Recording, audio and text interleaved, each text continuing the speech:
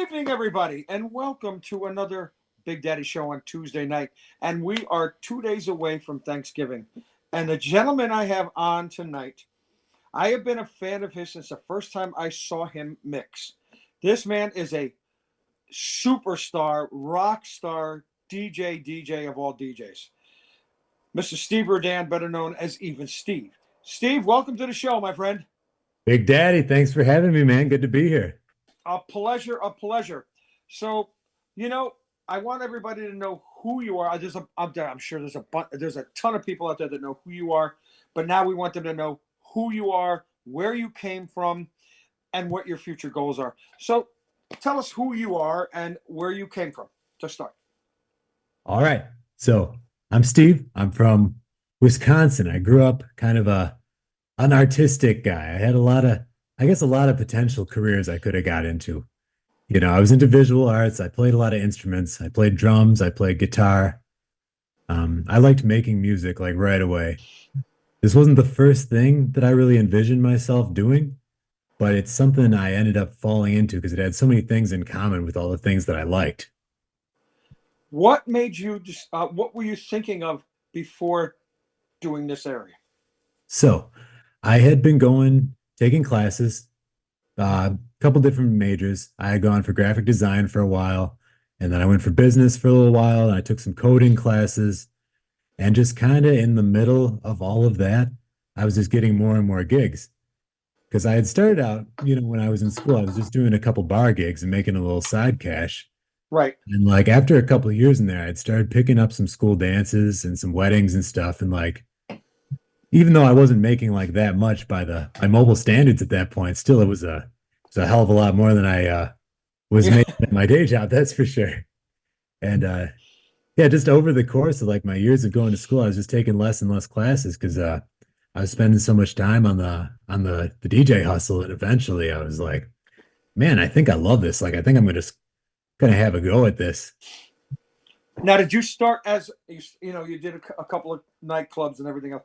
Did you do mobile DJ at all when you first started out in the biz? So I first started out doing nightlife. So I did a couple bars, and then not long thereafter, I met my buddy Sean, who runs a company in Wisconsin. I started doing a couple gigs for him and my buddy Bob as well. And so they had a couple contracts with the schools in the area.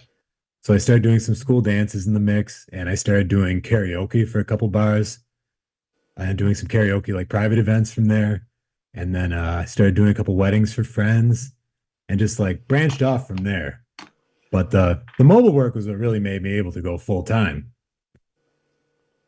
What now? You've got your club. You're doing all the festivals and everything else that we have.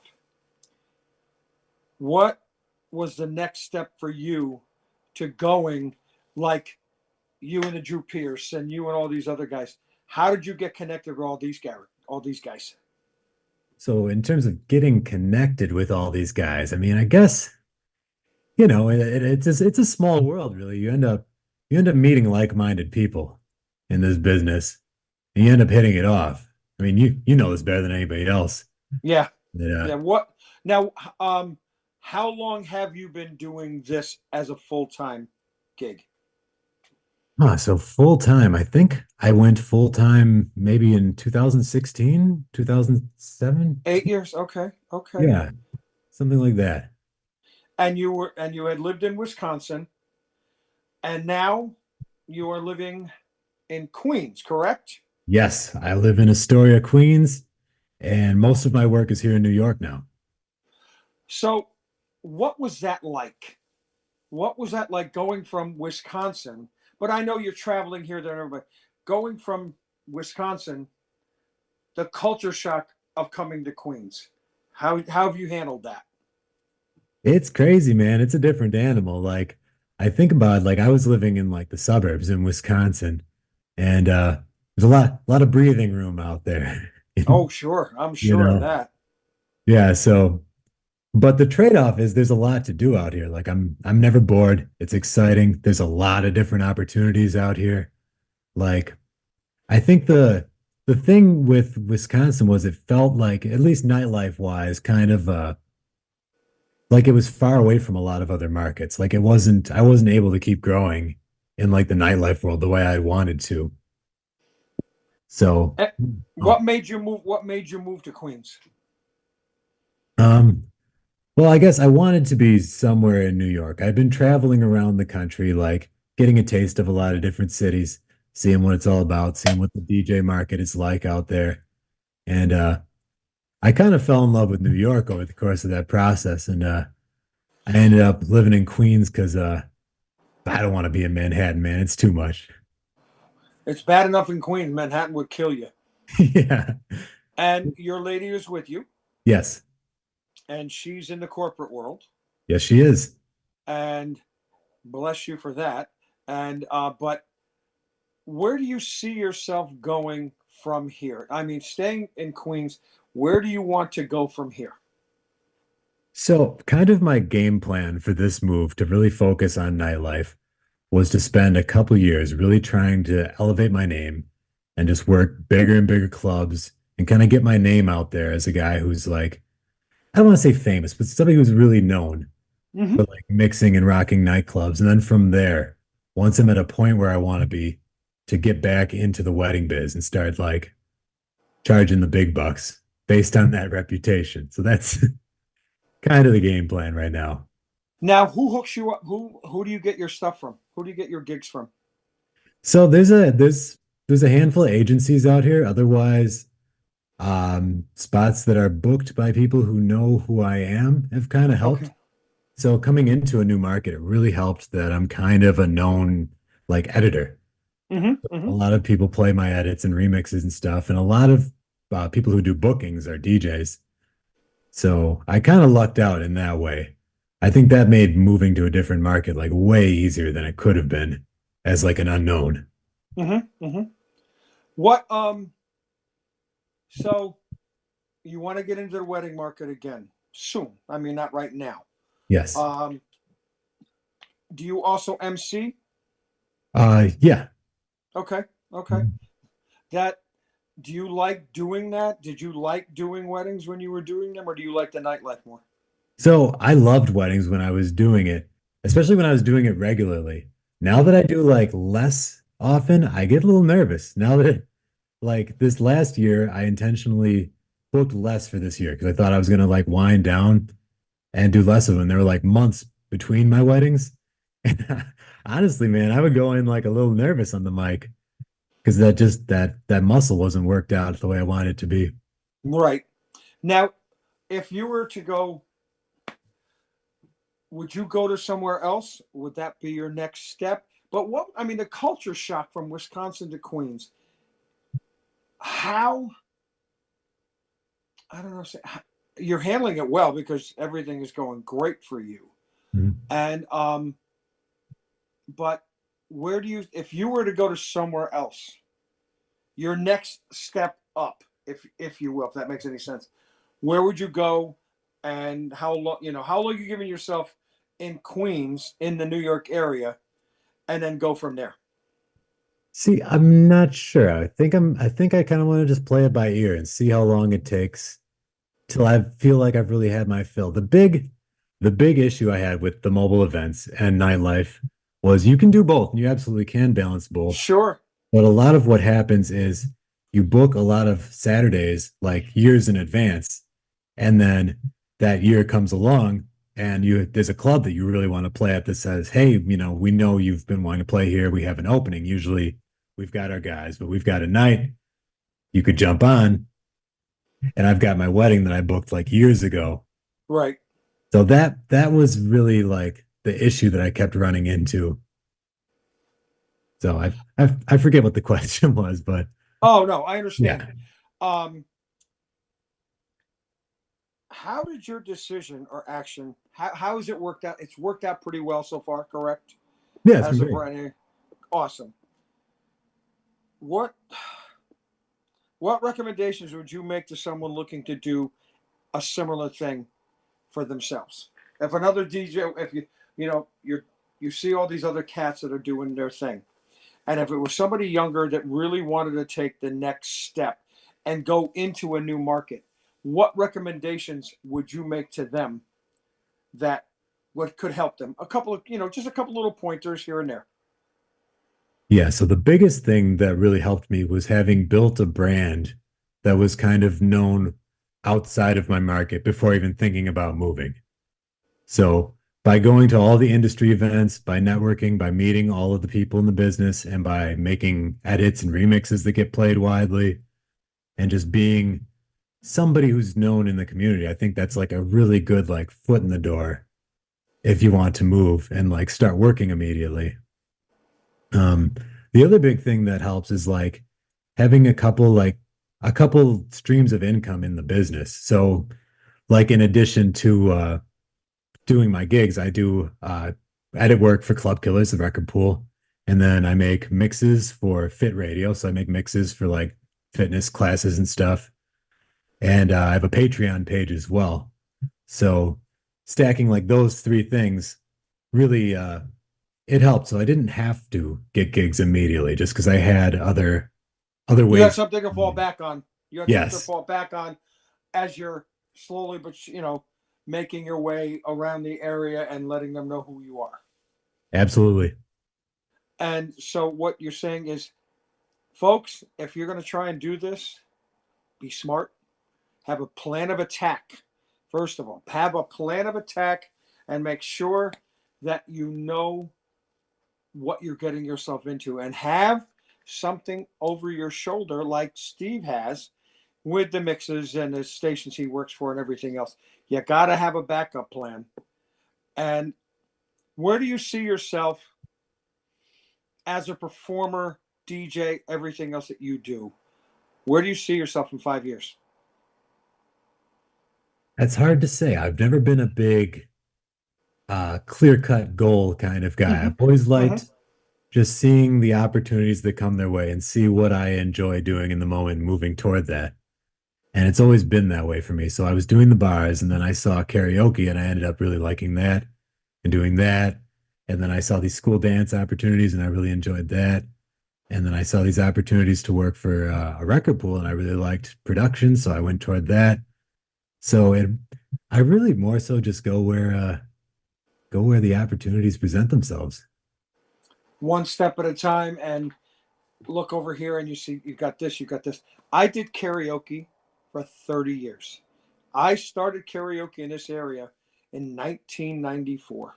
I was doing 2 to 3 nights a week besides once I finally got my foot on the ground. But I see where you're coming from as far as the not that far out, but take it one step at a time as it comes. In this business, that's brilliant. And always, as you say, always have a backup. Always have something, because the club work may dry up or other work may dry up. You've got something to fall back on if it doesn't happen. So lived in Wisconsin, you now live in Queens, and you travel all over the United States. Yes. Have you done anything overseas? I have not. I've had a couple like potential things like present themselves, but at the lead ended up fizzling out. You know how that goes. Yep, yep, yep. But it's something I would like to do at some point for sure. Now, the folks that are listening, who is Steve Rudan? How did you come about with even Steve? Who is Steve Rudan? Nobody knows you as a DJ. Who are you?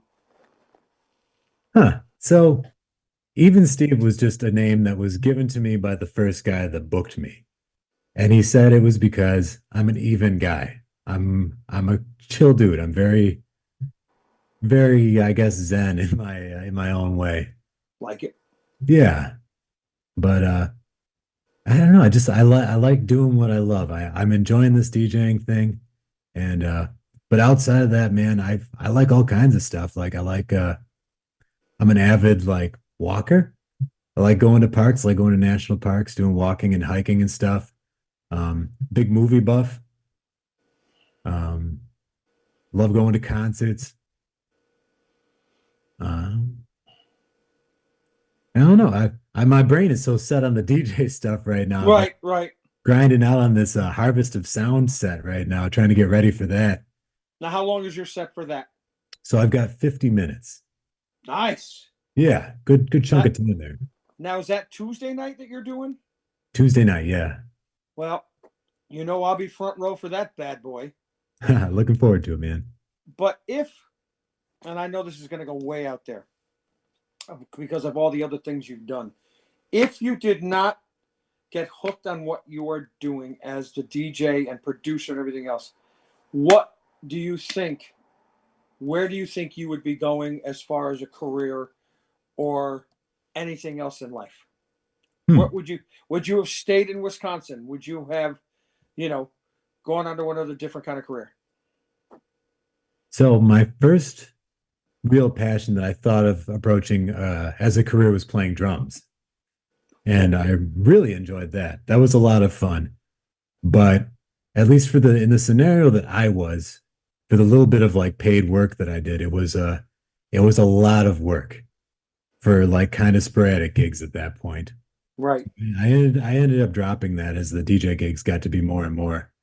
But I really liked playing the drums. And when I was little, I was really into movies and stuff, and I kind of wanted to be like a director, which is kind of a long shot. But I remember watching like Star Wars back in the day, and I had like the tape where they Mm-hmm. talked to George Lucas at the start of the tape about how he made the movie, and that was the first thing I really wanted to do. Is I wanted to make a movie. Oh, awesome. Yeah. Now, let's talk about connections again. Besides going to, gigging in clubs and everything else, how do you make those important connections with others in and out of our industry to establish yourself and your personal brand? Oh, so when it comes to making connections, I think the biggest thing is to enjoy yourself and let yourself just make friends first and foremost before you think of those as connections. I think it's good to just think of it as I'm making some like-minded friends and kind of trading notes with other like successful people in the field. Mm-hmm. Obviously, go to all the events and stuff, but I've never hesitated to like message people online, asking them for ideas and stuff. And like when I meet somebody like-minded, trying to get in touch with them, just because I feel like every time you pick somebody's brain or you talk to somebody who's like on a level to where you want to be, at least in any particular aspect of this, I think you can really quickly like level up in that way. Love it. Yeah. Um, yeah, because the first time I saw you was at Midwest DJ. Actually, the first time I saw you was at Mex in Vegas like 3 or 4 years ago, and I'm going, I've never heard of this guy. And then and I watch how you work, and I watch how you just, those connections are huge, especially like staying in touch with the mobile entertainment business, because those will lead you to more other things. The young kids that are out there that are trying to get into this business, one, give me two things that you would tell them if you were a coach or you were their boss, if you will. What would you tell these kids how to do it? Not how to do it, but what to do, and what would your approach be to coaching somebody, if that makes any sense? Yeah. So when I meet like young people that are thinking about getting into this, I think the first thing I always want to emphasize to them that is that this absolutely is a viable career route, and you should treat it as such and take it just as seriously as you would if you were going to college or if you're working in the corporate world or something, because it is a very, very viable career path and it's something to be taken seriously. So don't just goof around and drink and treat it like side cash, because this could really like change your life. And then I think the second thing I would tell them is to not do it in isolation, is to meet other people who are doing it and see how they're doing it and try to work in what's working for other people into the way they're doing it. Because I think for too long early on, I was just doing my own thing and I wasn't going out and shadowing other DJs. And I think that was one of the biggest things that helped me. Yeah, shadow. You know what? For me, trying to get these younger folks to do, just guys, come along. I'll pay you money, and You can help me move equipment, whatever the case may be, but learn. And you got to learn from everybody, not just me. You have to learn and watch everybody and soak everything in that you have, that you're is in front of you. And would you ever think about opening up your own DJ company, if you will? Yeah, it's definitely something that's on the table. Like I don't know if that's where I'll end up going, but Hmm. it seems like something I could potentially enjoy at some point. I think I've got, at least in a few years, I think I might have like the knowledge to potentially do something like that. But I don't know. We'll see what opportunities present themselves. And I hate to, how old are you, my friend? I'm 32. Oh, young kid. I'm a young You've got, man. the world is your oyster, my friend. And that's the one thing, um, watching all these other young kids and watching them online and everything else that are doing everything that they're trying to do. The one thing is ego. Talk about that for a minute. Talk about the ego that some of these folks have that just like drives you nuts, if that makes any sense. So I don't know if it drives me nuts. It was never an issue for me, but I certainly get how they end up that way. I remember the first time doing like a big event, like a big school dance and playing for a big crowd like that and like walking out like, man, like I'm really something. Like I rocked that. So, I get that feeling, man. It's a high that you don't get from a lot of things that you think other things that you might do in life. So like I don't know if I can even knock these young guys for having a big ego because it is kind of an ego trip doing what we do sometimes. Well, you know what? Yes, it is. And the one thing that we have and you have is a gift. You're a blessed man. You have a gift, and everything that you're doing as far as the music business is concerned. Don't ever take advantage of that gift. You are blessed, and we are all blessed to be able to do this. And watching you work is a joy because I'm what see that I watch everybody, and I watch your eyes, and I watch you singing along to the songs and everything you're doing. Everybody needs to watch, but then make everything that you've learned in your shadow and everything else, make it your own. Because there's only one even Steve. There's only one. But that's amazing. So, my friend, we're going to wrap this up real quick. Thank you again. How can people get a hold of you if you'd like, to message you, whatever? How can these folks get a hold of you? Hey, so go ahead. You can reach out to me on Instagram at DJ Even Steve. Shoot me a message. Like I'm happy to talk, like shop with anybody. Messages get backed up a little sometimes, but love being a part of this community. Also, you can find my edits on clubkillers.com if you're part of that pool. And I have a Patreon page, patreon.com/even Steve, where I post my edits and I'll post like educational stuff. I'll post some of my set lists and I'll break down the songs and how they worked for me over the course of the night. So if that's something that might interest you, you can go check that out or message me about it and Right. tell you more about it. Well, my friends, even Steve, thank you, Stephen, so, so, so, so much. You and the family have a happy, happy Thanksgiving. And I will see the next time I will see this young man is next Tuesday when I get to go to Harvest of Sound and I get to be front row for his 50 minutes. And if you have not seen this man work, wherever you, if you're going to be in the same area that this man is and you see the name Even Steve, please watch this man because the future of our business is in great hands with somebody like this man. Stephen, thank you so much. Have a great Thanksgiving, and we will see you next Tuesday. Everybody, one more thing. Next week, we will be live from Harvest of Sound, where my guest will be the one, the only, Mr. Chris Hintz. Steve, you know Chris, don't you? Yes. Yeah. So Chris will be my guest. He's going to be there speaking. And folks, real quick, if you haven't gotten your tickets yet to Harvest of Sound, be there. Tuesday, I keynote at 4 o'clock, and it is on my birthday. So I get to hang out and see some wonderful friends and chat with a few people for 50 minutes. closing out the show that day. But again, we'll see you next Tuesday. Stephen, thank you so much. Happy Thanksgiving. And Ben, when John comes on, I want to see you for a minute. But thank you, folks. Everybody have a great holiday.